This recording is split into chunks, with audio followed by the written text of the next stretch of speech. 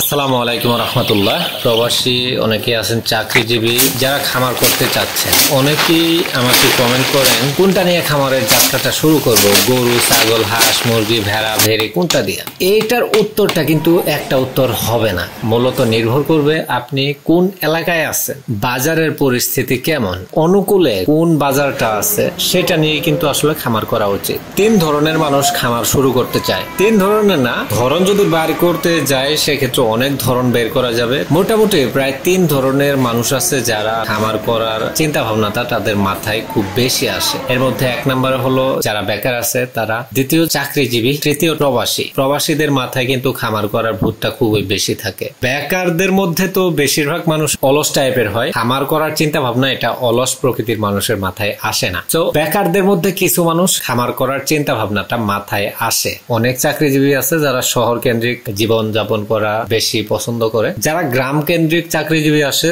তাদের মাথায় এই চিন্তাটা আসার সম্ভাবনা থাকে। বেকার, চাকরিজীবী এবং প্রবাসী এই তিনটা প্রশ্নের মধ্যে কিন্তু আবার দুই তিনটা করে প্রশ্ন চলে আসে। শহরে থাকেন, খামার করার চিন্তা হলো গ্রামে। আরেক ধরনের চাকরিজীবী থাকে যারা গ্রামেই থাকে, চাকরির পাশাপাশি সে চাচ্ছে যে খামার করবে। দীর্ঘ প্রায় কয়েক বছর যাবত আছেন প্রবাসে, হাতে হ্যান্ডক্যাশ প্রচুর হয়ে গেছে। আবার এখন প্রবাসে আছেন, প্রবাসেই থাকবেন, অন্যকে দিয়ে খামার পরিচালনা করতে চাচ্ছেন। এখন সবগুলো প্রশ্নের একটা উত্তর দিব। কত টাকা আছে তার উপর নির্ভর করবে আসলে আপনি কি পরিসরে খামারটা করবেন। এখন ধরেন আপনার কাছে টাকা আছে 50,000, সেক্ষেত্রে একটা পরিকল্পনা তৈরি করতে হবে। 1 লাখ টাকা থাকলে আর এক রকমের পরিকল্পনা তৈরি করতে হবে। 50,000 টাকা দিয়ে তো আর দুধের গাভীর খামার করা যাবে না, বা ভালো কোনো বকনাও কিন্তু কিনা যাবে না। আর বকনা দিয়ে খামার শুরু করাটা একটা বোকামি হয়, তার কারণ একটা বকনা পালন করতে গেলে সেক্ষেত্রে আপনি যদি 10-12 মাস বয়সে একটা বকনা কিনতে যান, বেশি টাকা লাগে, এটা একটা। আর দ্বিতীয় হলো সেই বকনাটা হিটে আসবে, হিটে আসার পর বাচ্চা দিবে, তারপর না আপনি দুধ পাবেন, তারপর আপনার হাতে টাকা আসা শুরু হবে। এটা কিন্তু একটা দীর্ঘমেয়াদী প্রক্রিয়া। শুরুর সময় যদি গরু দিয়ে খামারের যাত্রা শুরু করতে চান, সেক্ষেত্রে আপনি মোটা তাজাকরণ দিয়ে খামারের যাত্রা শুরু করতে পারেন। তার কারণ আমাদের যে মোটা তাজাকরণ প্রজেক্ট গুলো হাতে নেওয়া হয়, এই প্রজেক্ট গুলো কিন্তু মূলত খুবই স্বল্প মেয়াদী হয়। 2.5 মাস থেকে শুরু করে 6 মাস পর্যন্ত, মানে এইটা 4 মাসের যে প্রকল্পটা, এটা খুবই ভালো একটা প্রকল্প হয়। সর্বনিম্ন হলেও যেন 2 দাঁত হয়ে থাকে।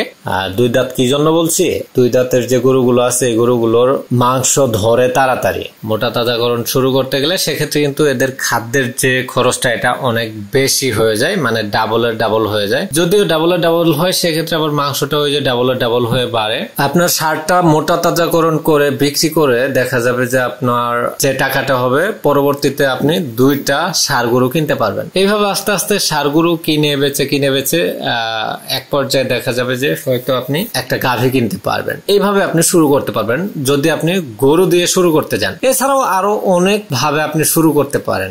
এখন আমি যেটা বলবো এইভাবে যে শুরু করতে হবে এমন না, কিন্তু আমি জাস্ট একটা আপনাকে পদ্ধতি শেয়ার করতেছি। এখন আপনি ষাঁড় গরু দিয়ে শুরু না করে আপনি বকনা দিয়েও শুরু করতে পারেন। সেটা তো আমি বললাম যে এটা প্রক্রিয়াটা একটু দীর্ঘমেয়াদী হয়, হাতে টাকা আসতে সময়টা বেশি লাগে। যাদের ছাগল পালন করার ইচ্ছা তাদেরকে আমি বলবো যে আপনার যদি ফ্রি সোর্সের ঘাসগুলো থাকে সেক্ষেত্রে আপনি ছাগলের খামার শুরু করেন, নচেত কিন্তু ভাই ছাগলের খামার দিয়ে টিকতে পারবেন না। এখন আরেকটা কথায় আসি, বেকার, চাকরিজীবী বা প্রবাসী, তিনজনের মধ্যে যে বেকার সে তো খামারের কাজগুলো নিজেই করে, কিন্তু চাকরিজীবী বা প্রবাসী এদের মধ্যে একটা জিনিস খুবই প্রচলিত থাকে, সেটা হলো এরা নিজে কাজ করতে চায় না, শ্রমিক নিয়ে বা কামলা নিয়ে কাজ করায়। এতে হয় কি, খরচটা অনেক বেশি বেড়ে যায়। আর খামার করতে গেলে সেক্ষেত্রে আপনার নিজের সময় দিতে হবে প্রচুর। আপনার প্রচুর টাকা থাকলে আপনি খামারি হতে পারবেন না। হ্যাঁ, খামারি হতে পারবেন, সেটা আপনি শখের খামারি হবেন। সেক্ষেত্রে আপনি কামলা দিয়ে পালেন বা যেটা দিয়ে পালেন,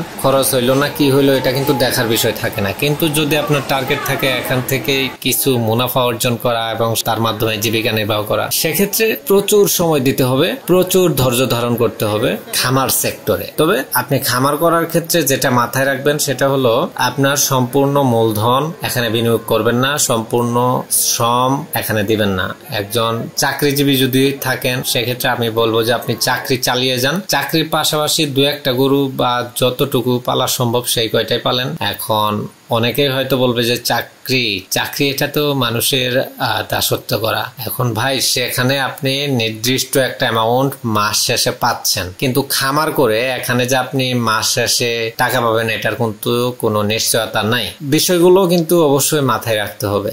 মানুষের শখ আহ্লাদ অনেক রকমের থাকে, এর মধ্যে আমি মনে করি যে খামার করার যে শখটা এটাও মানুষের একটা আহ্লাদের মতোই। তার কারণ শুরু করার পর এখানে টিকে থাকা খুবই কঠিন। আরেকটি কথা যেটা আপনাদেরকে বলা হয়নি সেটা হলো, আপনাদের মধ্যে কিন্তু অনেকেই আছেন যারা চ্যানেলটি এখনো সাবস্ক্রাইব করেন নাই, তারা অবশ্যই চ্যানেলটি সাবস্ক্রাইব করে বেল বাটন ক্লিক করে রাখবেন। আর যারা খামার করতে চাচ্ছে তাদেরকে অবশ্যই ভিডিওটা শেয়ার করবেন। ভিডিও যদি ভালো লাগে সেক্ষেত্রে একটা লাইক করতে পারেন, আর ভালো না লাগলে সেক্ষেত্রে ডিসলাইক দিয়ে টুস করে কেটে পড়তে পারেন।